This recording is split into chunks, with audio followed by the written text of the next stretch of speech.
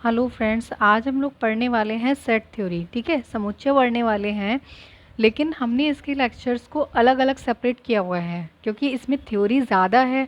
अगर मैं इसमें इंग्लिश और हिंदी मिक्स करती तो आप लोगों का टाइम भी वेस्ट होता। इसी वजह से मैंने लेक्चर्स को ही अलग कर दिया है। तो पार्ट 1 पार्ट 2 में ये डिवाइडेड हैं। ठीक है, पार्ट 2 जहाँ से स्टार्ट होगा वहाँ से कॉमन रहेगा आपका, और बाकी हिंदी इंग्लिश के लेक्चर्स आपके अलग रहेंगे, जिससे कि जो लोग हिंदी वाले हैं वो हिंदी में देख सकें, सेट थ्योरी पढ़ सकें, और जो इंग्लिश वाले हैं वो इंग्लिश में पढ़ सकें। ठीक है, तो आप लोगों को प्रॉब्लम ना हो इसके लिए मैंने अलग अलग लेक्चर्स को कर दिया है। अब सबसे पहले तो इसमें थ्योरी ज़्यादा है, बट आपको रटना कुछ भी नहीं है, कुछ चीज़ें समझ के चलना है। बट थ्योरी मैंने इसलिए ले ली है कि आपको चीज़ें समझ में आए कि चीज़ें आई कहाँ से हैं, कैसे आई हैं और कैसे इनका यूज़ होना है। ठीक है, तो हम लोग स्टार्ट करते हैं समुच्चय। ठीक है, ये हमारा चैप्टर क्या है, 1 है। चैप्टर 1 है हमारा समुच्चय। ठीक है, गणित की विभिन्न शाखाओं में के अध्ययन में समुच्चय की संकल्पना एक मूल संकल्पना है। ठीक है, तो गणित की विभिन्न शाखाएं जो हैं उनके अध्ययन में समुच्चय जो है वो संकल्पना एक मूल संकल्पना है। इसकी सहायता से संपूर्ण गणित और विशेष रूप से आधुनिक गणित का अभूतपूर्व विकास हुआ है। ठीक है, इसी की कारण हुआ है। जैसे हम कह सकते हैं, जैसे सेट, अगर हम सेट की बात करें तो कोई ऐसी वस्तुओं का या पदों का संग्रह कह सकते हैं, कलेक्शन कह सकते हैं समुच्चय, जिसमें कोई एक विशेष गुण हो। ठीक है, जैसे मान लिया टी सेट है तो वो टी सेट है। ठीक है, टी सेट का मतलब है जो चाय वगैरह पीने वाले होते हैं, चाय नमकीन बिस्किट जो हैं, टी सेट उसे बोलते हैं। डिनर सेट में डिनर सेट के ही चीज़ें होंगी, तो वो एक कैसा हो गया, एक समूह हो गया हमारा, क्या हो गया, संग्रह हो गया। इसकी क्वालिटी क्या हो गई, इसका लक्षण या विशेष गुण क्या हो गया इसका, ये डिनर सेट है, खाने वाला है। टी सेट यानी चाय पीने वाला है, तो एक विशेष गुण हो गया ना चाय, इसमें डिनर यानी खाना खाने वाला है ना। अब ऐसे ताश के पत्तों की गड्डी, ताश के पत्तों की गड्डी यानी कितनी होती हैं, 52 कार्ड्स होते हैं। ये आप लोग प्रोबेबिलिटी में पढ़ेंगे, यानी प्रायिकता में पढ़ेंगे। ठीक है, कि कितने पत्ते होते हैं, कौन से हुक्म होता है, चिड़ी और पान का पत्ता होता है। तो इस तरह से हम लोग आगे पढ़ते हुए चलेंगे, सीक्वेंस में चलेंगे। अब जैसे भेड़ों का झुंड आदि, जैसे भेड़ों का झुंड है तो भेड़ों के झुंड में सिर्फ भेड़ ही है, और कोई अदर कोई नहीं होगा जानवर। ठीक है, तो एक विशेष गुण होना चाहिए उसमें, तो वही हमारा क्या कहलाता है, समुच्चय कहलाता है। अब जैसे परिभाषा की बात करें तो परिभाषा को देख लेते हैं, क्या होती है, ऐसी वस्तुओं या पदों का संग्रह। ठीक है, ऐसी वस्तु या पदों का संग्रह यानी जिसे कलेक्शन कहते हैं, वो समुच्चय कहते हैं, जिसमें कोई विशेष गुण या लक्षण हो। अब इसका लक्षण क्या था, ये झुंड है यानी समूह है, लक्षण क्या था, भेड़। इसमें क्या थी, भेड़। इसमें क्या थी, ताश की गड्डी, किसकी है, ताश की गड्डी है, इसमें और कोई गड्डी नहीं है कि नोटों की गड्डी नहीं है। ठीक है, ताश की है। ये डिनर सेट है, डिनर सेट में ये नहीं है आपने चाय का सेट, टी सेट को मिक्स कर दिया, नहीं, टी सेट अलग है, डिनर सेट अलग है। तो ये एक तरह का हमारा अलग अलग हम लोग कर लेते हैं, तो वही हमारा क्या कहलाता है, समुच्चय कहलाता है। आगे देखते हैं, अथवा दूसरी डेफिनेशन इसकी क्या है, परिभाषा क्या है, वस्तुओं को सुपरिभाषित यानी वेल डिफाइन। अब वेल डिफाइन तो है ही, ताश के पत्ते हैं, जैसे मान लिया हमने आपको नोट्स दिए, जैसे दे दिए 5 के नोट अलग दे दिए, 10 का नोट दे दिया, 20 का नोट दे दिया। अगर हमने कहा इसे व्यवस्थित रूप से आप लगाइए, ठीक है, कहेंगे व्यवस्थित रूप से लगाइए, तो आप क्या करेंगे, आप करेंगे 5 के नोट अलग लेके चलेंगे, 10 के अलग लेके चलेंगे, 20 के अलग लेके चलेंगे, इसी तरह से तो लेके चलेंगे। तो इसी तरह से सुपरिभाषित यानी वेल डिफाइंड, यानी अच्छी तरह से लगाने को सुपरिभाषित, यानी आपने सुपरिभाषित तो किया, वेल डिफाइंड तरीके से ही तो उनको लगाया कि 5 के अलग लगाए, 10 के अलग, एक एक के कॉइन्स को अलग रख दिया, 2 के सिक्के अलग रख दिए, 5 के सिक्के अलग रख दिए। तो इस तरह से आपने वेल डिफाइंड तरीका कहलाता है। समूह या संग्रह को समुच्चय कहते हैं। जैसे अब जैसे यहाँ पे आ गई बात, क्या आ गई, 0 से 100 तक की संख्याओं का समुच्चय। जैसे क्या हो गया, 0 से 1 2, अब 100 तो नहीं लिख सकते, डैश डैश डैश 100 तक की संख्याओं का समुच्चय।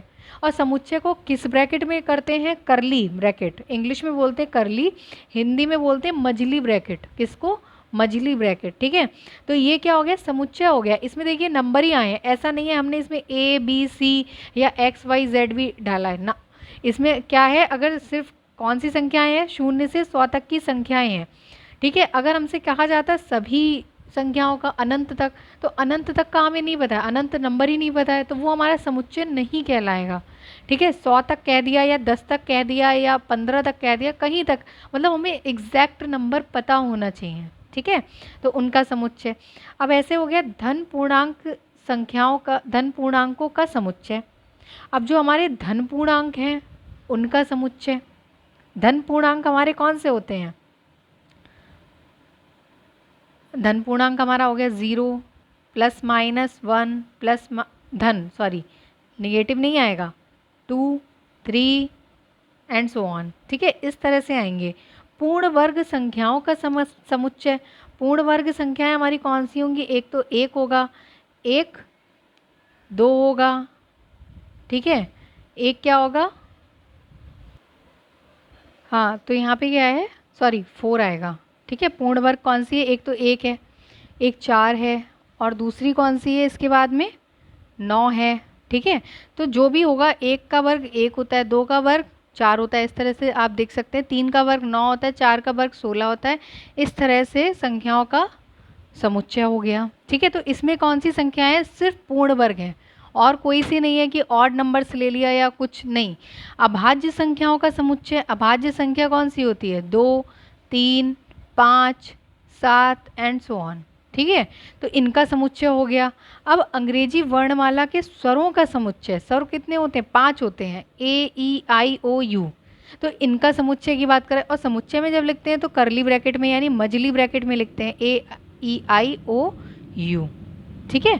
तो इस तरह से है। नेक्स्ट पे चलते हैं।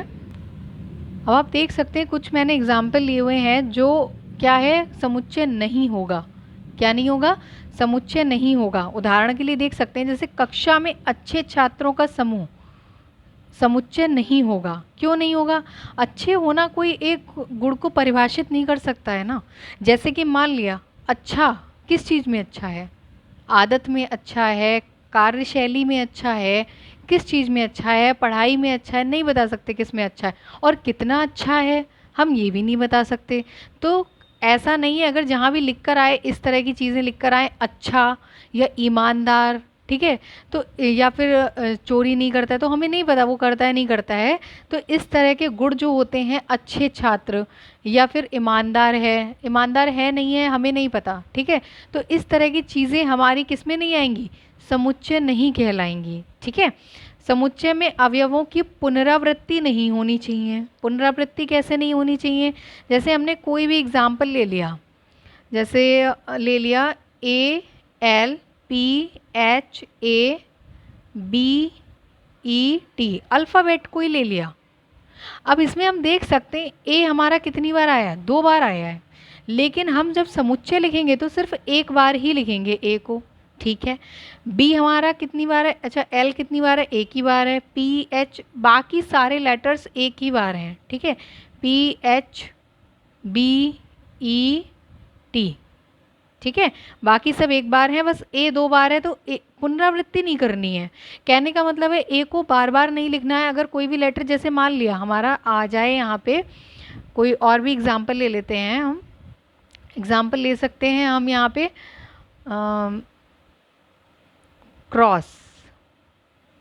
क्रॉस ले लिया।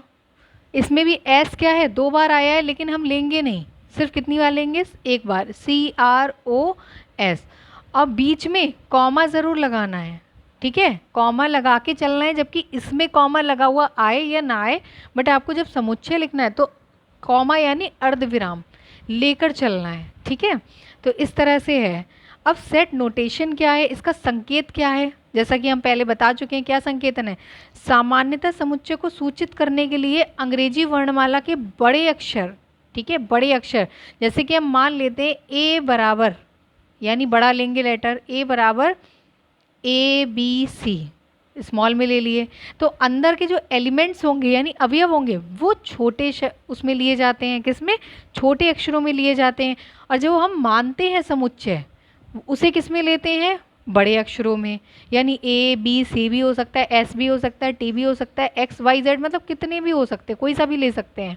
ये हमारे ऊपर डिपेंड करता है, या हमें कोई एग्जाम्पल दिया है तो उस पर डिपेंड करता है, ठीक है।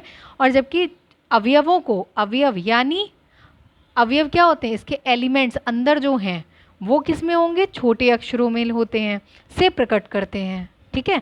तो इन चीज़ों को आपको याद नहीं करना है, चीज़ों को बस समझना है, दिमाग में बिठानी है चीज़ें। बाकी कुछ नहीं है कि जब समुच्चय में लिखते हैं तो मछली ब्रैकेट में लिखते हैं, बीच में अर्धविराम लगता है यानी कॉमा लगता है, ठीक है।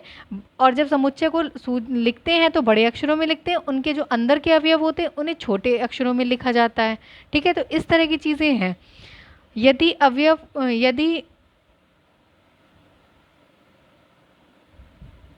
यदि किसी होगा, ठीक है, यदि किसी अवयव x, यदि कोई अवयव x समुच्चय A में है, ठीक है, किस में है, समुच्चय A में है, तो इस तथ्य को प्रतीकात्मक भाषा में क्या कहेंगे, x, और ये है, इसे इंग्लिश में क्या बोलते हैं, एप्साइलन। क्या बोलते हैं, एप्साइलन। क्या बोलते हैं, एप्साइलन, EPSILON, ठीक है, एप्साइलन बोलते हैं इसे। और वैसे क्या कहते हैं, बिलोंग्स टू, क्या बोलते हैं इंग्लिश में, एक्स बिलोंग्स टू। हिंदी में क्या बोलते हैं, एक्स अवयव है, अवयव क्या बोलते हैं, अवयव है, किसका, ए का अवयव है, यानी एक्स एलिमेंट है किसका, ए का है, ठीक है। तो इस तरह से लिखते हैं, प्रदर्शित करते हैं। और इसे पढ़ते किस तरह से, इसे एक्स अवयव ए पढ़ते हैं, किसका अवयव है, ए का, एक्स किसका अवयव है, ए का, ठीक है। तो इस तरह से जैसे हो सकता है हमारा समुच्चय क्या हो, एक्स वाई जेड ये हो, तो हम कह सकते हैं यहाँ पे एक्स अवयव है किसका, ए का, वाई अवयव है किसका, ए का, जेड अवयव है ए का। अच्छा, यहाँ पे अगर हम लिख दें कि ए अवयव है ए का, क्या है, ए नहीं है, जब नहीं होगा तो इसे काट देंगे, तो क्या हो जाएगा, अवयव नहीं है, ठीक है। ए नहीं है, अगर हमने बी ले लिया, क्या बी अवयव है ए का, नहीं है, तो इसे काट देंगे, ठीक है। तो अवयव है तो काटेंगे नहीं, तो ये एप्सिलॉन लेके चलते हैं, अवयव नहीं है तो इसको कट कर देंगे, इसका मतलब अवयव नहीं है, ठीक है। तो इसको बस थोड़ी थोड़ी सी चीज़ें समझते चलिए। सेट थ्योरी जब दिमाग में एक बार बैठ जाएगी, आपको ये डेफिनीशन वगैरह कुछ भी तैयार नहीं करना पड़ेगा, लेकिन हाँ डेफिनीशन आपको पता थोड़ी सी होनी चाहिए, वेल डिफाइंड कलेक्शन, बस इतनी लाइन याद कर लेंगे तब भी आपको रहेगा, ठीक है। सुपरिभाषित जिस तरह से भी लिखा हुआ है उस तरह से आप डेफिनीशन को याद करिए। बाकी तो आपको छोटी छोटी सी चीज़ें हैं कि किस तरह से लिखना है, संकेतन क्या है, वो आगे हम देखते चलेंगे। आगे बढ़ते हैं। रिप्रेजेंटेशन ऑफ अ सेट, समुच्चय का निरूपण कैसा है। समुच्चय का निरूपण करने की मुख्यतः दो विधियां हैं। कौन कौन सी विधियां हैं, तालिका या रोस्टर विधि, और इंग्लिश में तालिका को क्या कहते हैं, टैबुलर, और रोस्टर विधि। अब जैसे तालिका क्या बोलते हैं, इंग्लिश में टेबल बोलते हैं, तो उसी से टैबुलर बन गया है, और रोस्टर मेथड, ठीक है। अब दो तरह के मेथड हैं, हमें इसमें पढ़ने पड़ेंगे, दो तरह की विधियां हैं जो हमें पढ़नी है सेट थ्योरी में, ठीक है।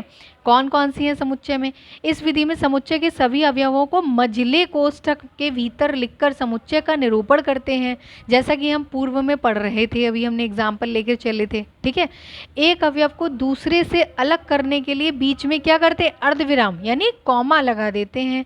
जैसे किसी समुच्चय एस के कितने कौन कौन से अवयव हैं, 2 4 6 8, 4 अवयव हों तो इस प्रकार से निरूपित करते हैं। कैसे लिखते हैं, एस के क्या है, 4 अवयव हैं, 2 4 6 8, किस में लिख दिए, मझले ब्रैकेट में। तो ये हमारा कौन सी विधि होती है, इसे कौन सी विधि कहते हैं, रोस्टर मेथड, यानी तालिका या रोस्टर विधि कहते हैं। अब जैसे एक एग्जांपल हमने और ले लिया, यदि एस आगरा अजमेर लखनऊ इलाहाबाद, ठीक है, नगरों का समुच्चय हो तो इस प्रकार लिखेंगे। कैसे लिखेंगे, आगरा अजमेर लखनऊ सब में कॉमा लगाएंगे और मझली ब्रैकेट में बंद करेंगे, और किसका समुच्चय है, एस का, ठीक है। तो इस तरह से लिखेंगे। तो ये हमारी कौन सी विधि हो गई, ये हो गई तालिका और रोस्टर विधि, ये है इजी थोड़ी सी लिखने में, ठीक है। और जब हमारी आ जाती है गुण विधि या समुच्चय निर्माण विधि, इसमें थोड़ा सा आप लोगों को कन्फ्यूज़न रहता है, लेकिन वो भी ख़त्म हो जाएगा इसको पढ़ने के बाद। कैसे, प्रॉपर्टी मेथड और set builder form, set builder form कौन सी होती है हमारी? इस विधि में यदि कोई समुच्चय ऐसा हो कि उसके सभी अवयवों में कोई विशेष गुणधर्म हो, ठीक है, कोई विशेष गुणधर्म कैसे? जैसे मान लिया हमारी संख्याएं दे रखी हैं 1 2 3 4 5 6 7 8 इस तरह से दे रखी हैं, तो उसका nवां पद क्या होगा हमारा? 1 2 3 4 का 1 2 3 4 का nवां पद क्या होगा? n होगा हमारा, क्या होगा? n होगा हमारा, ठीक है। तो अब हम n को क्या हो जाएगा हमारा? n एक ऐसा हो गया हमारा विशेष गुणधर्म कि तो मझले ब्रैकेट में उस गुणधर्म का वर्णन करके समुच्चय को प्रकट करते हैं। मझले ब्रैकेट में करके क्या करेंगे? यहाँ पे n लिख दिया। n क्या है? लिख देंगे n प्राकृतिक संख्या है। कैसी है? n प्राकृतिक संख्या है। यहाँ पे क्या लिख देंगे? n। क्या लिख देंगे? n, क्योंकि 1 2 3 4 का क्या है? nवां पद n है। यहाँ पे लिख देंगे n प्राकृतिक संख्या है। या इस तरह से भी इसका अर्थ होता है सच दैट, इंग्लिश में बोलते हैं, ठीक है। तो इस तरह से हम देखेंगे कि या तो ये 2 पॉइंट्स होंगे या फिर सीधा ये ऑब्लिक की तरह होता है, ऑब्लिक भी नहीं कहेंगे, सीधा ये डंडा टाइप का होता है, इस तरह से होता है, ठीक है। तो इस तरह से लाइन बन जाती है, तो कुछ नहीं है इसमें, पॉइंट्स की जगह पे ये लाइन है, ठीक है।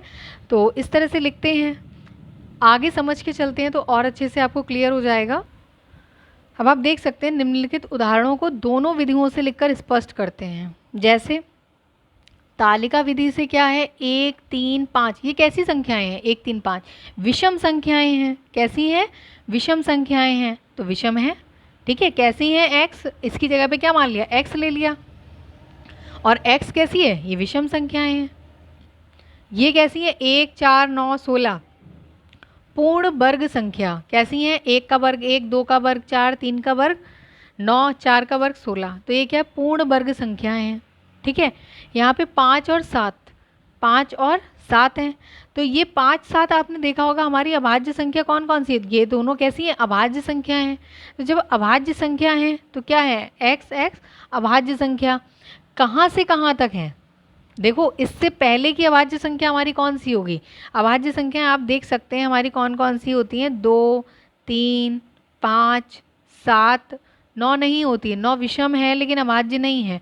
अभाज्य जो स्वयं से कटे और 1 से कटे, वही हमारी अभाज्य होती है, ठीक है। तो यहाँ पे क्या हो जाएगी? 11। क्या हो जाएगी? 11। तो अब हमारे पास देख सकते हैं यहाँ पे अभाज्य संख्या लिखने का तरीका आप देखिए। देखिए 5 है, 7 है, किस किस के बीच में? 3 और 11 के बीच में है। किसके बीच में? 3 और 11 के बीच में है। तो 3 और 11 के बीच में है, ठीक है, यही तो लिखा हुआ है। इससे इससे बड़ी है, 3 से बड़ी और 11 से छोटी। 3 से बड़ी है और 11 से छोटी है, यही तो लिखा हुआ है। दूसरी चीज़, अगर हम 5 7 को लिखना चाहें कैसे करके, तो 5 और 7 के बराबर भी है और बीच में भी है, छोटी भी है, मतलब 7 से छोटी, 5 से भी छोटी और 5 और 7 के बराबर भी है। तो इसको इस तरह से भी लिख सकते हैं। 2 कैसी है? हमारी सम अभाज्य संख्या। सिर्फ यही एक हमारी अभाज्य संख्या ऐसी है जो सम है, बाकी सब विषम है। बाकी सब कैसी हैं? विषम है। तो ये क्या है? 2 सम अभाज्य संख्या। सम भी है, लेकिन आप सोच रहे होंगे हम सम संख्या भी तो लिख सकते हैं। नहीं, आपको ज़्यादा से ज़्यादा देखनी है कि उसमें क्या क्या गुणधर्म हैं, क्या क्या उसमें लक्षण हैं। तो इसका लक्षण एक तो ये सम है, ठीक है। क्या ये अभाज्य भी है? हाँ, तो सम अभाज्य दोनों लिखेंगे। ये मत करिएगा ये तो सम है, हम सम भी तो लिख सकते हैं। नहीं, सम सम तो लिखना ही है, अभाज्य भी है, तो दोनों चीज़ें आपको लिखनी है। अब आगे चलते हैं। यदि समुच्चय S का एक अवयव x हो, क्या हो? यदि समुच्चय S का एक अवयव मान लिया x है, तो कहते हैं कि S का अवयव x है। S का अवयव क्या है? x। इंग्लिश में लिखते हैं x बिलोंग टू S, और इसे इस प्रकार लिखते हैं कैसे? x बिलोंग टू x अवयव है किसका? अवयव का निशान हो गया, ये अवयव है किसका? S का। समुच्चय S का अवयव क्या है? x है। अगर x y दोनों हैं हमारे अवयव किसके? S के, तो इस प्रकार लिखते हैं x y दोनों हैं अवयव किसके? S के, और बीच में कॉमा आ जाता है यहाँ पे। x S का अवयव नहीं है, अब नहीं है तो इस प्रकार लिखते हैं, अवयव पहले है लिखते हैं फिर नहीं काट देंगे, तो अवयव नहीं है। नेक्स्ट चलते हैं, उदाहरण के लिए देख लेते हैं। यदि a बराबर क्या दे रखा है? x y z, यानी x अवयव है a का, y अवयव है a का, z अवयव है a का, तो अब हमें बताना है, क्या बताना है कि क्या ये अवयव है या नहीं है। ठीक है, तो x अवयव है ए का, हाँ x अवयव है ए का, y अवयव है ए का है, z अवयव है ए का है, ए अवयव है ए का, ए तो है ही नहीं इसमें, तो अवयव नहीं है, इसीलिए काट दिया है। अच्छा एक और ले लेते हैं, बी अवयव है क्या ए का, बी अवयव नहीं है। ठीक है, क्या है, बी अवयव नहीं है। तो इस प्रकार हम देख सकते हैं एक्स वाई जेड ए के अवयव हैं, किंतु ए का अवयव नहीं है और बी भी अवयव नहीं है, लिख सकते हैं। उदाहरण हमने दूसरा लिया है, यदि ए बराबर ए ई आई ओ यू, इंग्लिश के क्या लिखे लिए, स्वर लिए हैं, क्या बोलते हैं इन्हें, वॉबल्स। ठीक है, वॉबल लिए हैं, तो अब हमें क्या है, ए अवयव है ए का, है, बी अवयव है, बी तो यहाँ है ही नहीं, नहीं है तो इसे कट कर देंगे। सी अवयव है, सी नहीं है तो सी नहीं है। डी अवयव है, नहीं है। क्या ई अवयव है, हाँ है। एफ अवयव है, नहीं है।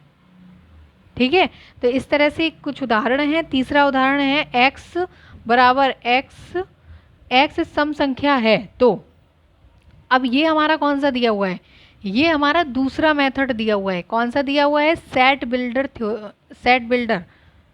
ठीक है, रूल ये हमें दिया हुआ है दूसरा वाला।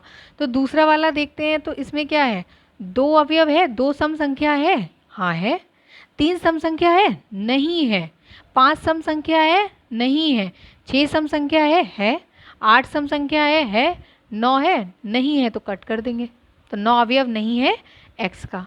ठीक है, अब इस तरह से किसी भी अवयव को एक से अधिक बार नहीं लिखा जा सकता है, ये भी हम लोगों ने पढ़ लिया। जैसे एक को बार बार नहीं लिखेंगे, जैसे ज़ीरो कितनी बार लिख दिया, तीन बार, दो को भी तीन बार लिख दिया, नहीं, तो इसको केवल क्या लिखेंगे, ज़ीरो और दो, दो ही तो अंक हैं, यानी ज़ीरो और टू, इतना ही लिखना पर्याप्त है। कितना, इतना ही लिखना पर्याप्त है। अब आप देख सकते हैं क्या दिया हुआ है आपको, एक समीकरण दी हुई है। क्या दी हुई है, समीकरण दी हुई है, और कहा गया है हमसे, क्या कहा गया है कि इसका क्या निकालना है, रोस्टर रूप में लिखिए। किसमें, रोस्टर रूप में। और रोस्टर हमारा कौन सा था, रोस्टर हमारा पहला वाला मेथड था। ठीक है, पहला वाला मेथड कौन सा था, जिसको मजली ब्रैकेट में कॉमा लगा के लिखते थे, जैसे ए बी सी, इस तरह से। ठीक है, कोई भी अगर हमने एक समुच्चय ले लिया उसको इस तरह से लिखते थे, ये था हमारा रोस्टर। ठीक है, तो अब हम क्या करेंगे, इसको पहले हल करेंगे रोस्टर को। ये तो हमें दिख रहा है कि द्विघात समीकरण है। अब द्विघात समीकरण को हल करने के लिए सबसे पहले क्या करेंगे, इसमें देखें गुणा, यहाँ पे तो कुछ है नहीं अंक, यानी यहाँ पे ये सिर्फ, यानी गुणा हमारी क्या है, दो आए, घटाना हमारा क्या है, एक आए, इसके मल्टीपल में क्या है, गुणा में कुछ भी नहीं है तो एक है, तो गुणा हमारी दो आए, घटाना क्या है, एक आए, तो दो एकम दो। ठीक है, प्लस का दो माइनस एक और x माइनस दो, ये तो आपको आने ही चाहिए फैक्टर करना। ठीक है, तो हमारा क्या हो जाएगा, x square plus two x minus two, x और कॉमन ले लेंगे तो क्या आ जाएगा, x प्लस टू, ये उभयनिष्ठ है। ठीक है, यहाँ से एक कॉमन ले लेंगे तो x plus one, sorry two बराबर ज़ीरो। ठीक है, तो यहाँ से क्या आ जाएगा, x प्लस टू कॉमन हो गया हमारा, यहाँ पे क्या बचा, x माइनस वन बचा अंदर, तो ये हो गया हमारा। इस तरह से x की कितनी वैल्यू आ गई, x बराबर एक, तो एक आ जाएगा, और एक क्या आ जाएगा जब हम ज़ीरो के उधर ले जाएंगे, माइनस दो। ठीक है, तो इसे रोस्टर रूप में लिखना है, तो रोस्टर रूप में हमारा क्या है, रोस्टर रूप है हमारा एक माइनस दो, एक माइनस दो, यही आपका आंसर हो जाएगा रोस्टर रूप में। ठीक है, नेक्स्ट पे चलते हैं। अब आप देख सकते हैं हमें दिया हुआ है समुच्चय, ये दूसरे फॉर्म में दिया हुआ है, एक धन पूर्णांक है और x square is less than 40, यानी एक्स स्क्वायर की जो वैल्यू है, हमारा मान है, वो 40 से कम होना चाहिए। ठीक है, तो हम मान लेते हैं, माना समुच्चय, क्या मान लेते हैं, एस मान लेते हैं, क्या मान लेते हैं, एस, और रोस्टर फॉर्म में लिखना है, यानी इस तरह से लिखना है हमें। ठीक है, संख्याएं कौन कौन सी लेंगे, जैसे हमने एक लिया, क्या एक का वर्ग करेंगे, क्या एक 40 से छोटा है, हाँ है। अच्छा, दो का वर्ग करेंगे, दो का वर्ग, एक का वर्ग क्या हुआ, एक, 2 का वर्ग क्या हुआ 4, 3 का वर्ग क्या हुआ 9, 4 का वर्ग क्या हुआ 16, 5 का वर्ग क्या हुआ 25, 6 का वर्ग क्या हुआ 36, 7 का वर्ग क्या हुआ 49।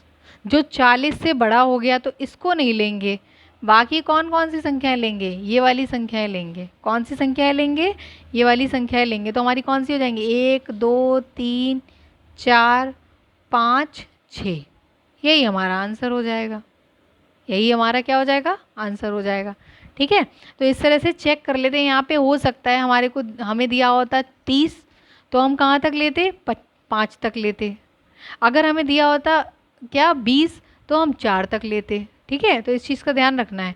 अब इसी तरह से हमें क्या दिया हुआ है, समुच्चय ए बराबर हमें दिया हुआ है को समुच्चय निर्माण विधि के रूप में लिखिए। किस विधि के रूप में लिखिए, समुच्चय निर्माण विधि के रूप में। तो सबसे पहले तो हम इसको थोड़ा सा हल कर लेंगे। हल करने का मतलब है एक है, ये किसका वर्ग है 2 का वर्ग है, ये 3 का वर्ग है, ये 4 का वर्ग है, ये 5 का वर्ग है, इस तरह से है। तो ये भी तो 1 का वर्ग होगा। अब हमारा देखो एक तरीका, एक सीक्वेंस बन गया। ठीक है, कि किस तरह से हैं चीज़ें। तो अब हमारा देख सकते हैं 1 2 3 4 5, ये क्या है 1 2 3 4 5, इसका nवां पद निकालेंगे तो क्या आता है n आता है।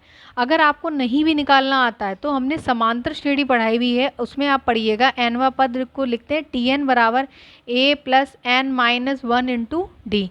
ए क्या होता है हमारा पहला पद, n माइनस 1, डी यानी बीच का सार्वांतर। सार्वांतर क्या है 2 में से 1 गया 1, तो क्या हो गया 1 प्लस एन माइनस 1, 1 से 1 कट गया तो क्या बचा n बचा।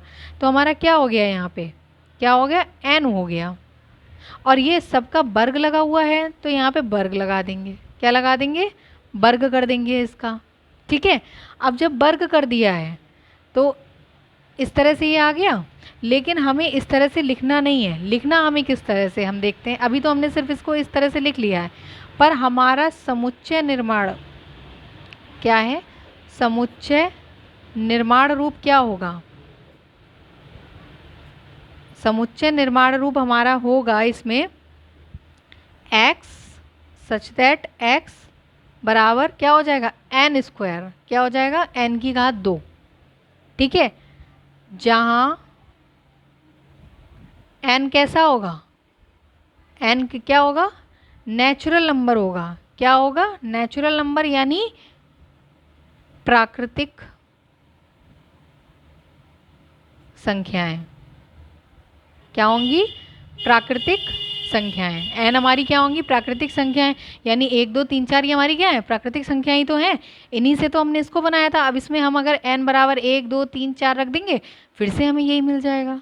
n बराबर 1 रखेंगे 1 का वर्ग 1, n बराबर 2 2 का वर्ग 4, n बराबर 3 3 का वर्ग 9, वही तो मिल जाएगा। लेकिन हमें समुच्चय निर्माण में लिखना था तो हमने समुच्चय निर्माण में लिख दिया। ठीक है, अब इसी तरह से ये है, इसको भी समुच्चय निर्माण के रूप में ही लिखना है। ठीक है, तो हम लेके चलेंगे सीधे, माना a बराबर, ठीक है सीधे x बराबर क्या लेंगे 1 2 3 4। देखिए जैसा हो, जैसे हमें बटे की लाइन है तो बटे की लाइन को खींचेंगे। 1 2 3 4 क्या है 1 2 3 4 5 6 है, 1 2 3 4 5 6 है। ठीक है, तो हम क्या करेंगे ये कैसा है, इसका अगर हम nth टर्म ऐसे ही निकालेंगे, nवां पद निकालेंगे तो nवां पद हमारा क्या आ जाएगा, nवां पद n आ जाएगा, क्योंकि हम पहले ही निकाल चुके हैं तो n आ जाएगा। अच्छा एक संख्या बढ़ गई है इसमें 2 3 4 5 6 7। ठीक है, तो यहाँ पे क्या हो जाएगा, वैसे भी अगर आप निकालेंगे 2 3 4 से, ठीक है श्रेणी पढ़ी है हमने इससे पहले लेक्चर्स में, तो उसमें क्या दिया हुआ है a यानी 2 प्लस n माइनस 1 और सार्वांतर कितना है 1, 2 प्लस n माइनस 1 n और 2 में से 1 गया 1 प्लस का तो n प्लस 1, तो n प्लस 1 ये हो जाएगा हमारा। ठीक है, जहाँ n क्या है, n बिलोंग टू n, यानी n अवयव है n का, किसका, और n हमारी क्या है प्राकृतिक संख्याएं। क्या होती हैं प्राकृतिक संख्याएं। क्या होती हैं? प्राकृतिक संख्याएं। ठीक है।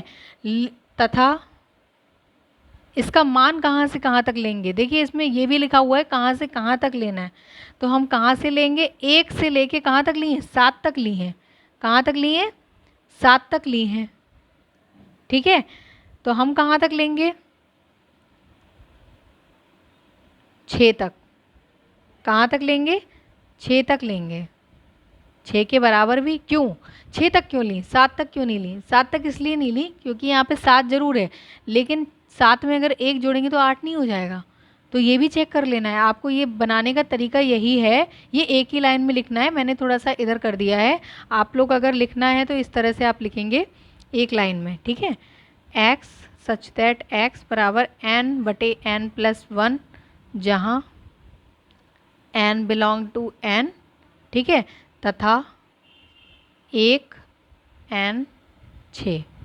इसको वेरीफाई भी कर लेते हैं, सेटिस्फाई भी कर लेते हैं। क्या? n बराबर 1 रखेंगे तो 1 ही आएगा। ठीक है। n बराबर 2 रखेंगे तो क्या 1 रखेंगे तो 1 + 1 2 आ जाएगा। ठीक है, पहली संख्या बन गई। अब हम यहाँ पे n बराबर लास्ट हमने देखा क्या रखा? 6 रखा। ठीक है। क्या रखेंगे? 6, क्योंकि 6 ही तो है, तो नीचे भी 6 रखेंगे। इसका मतलब 6 तक ही जाना है, 7 तक नहीं जाना है। 7 तक जाएंगे तो 7 और 1 8 हो जाएगा, जो कि हमारी संख्या है ही नहीं समुच्चय में। ठीक है। तो इसीलिए हमने 6 तक ली है। यही हमारी क्या हो गई? समुच्चय निर्माण रूप हो गया। आगे चलते हैं।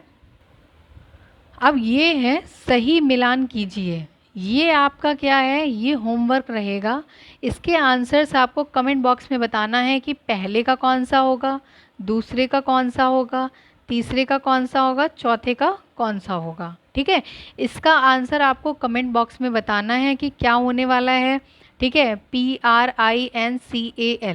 ठीक है।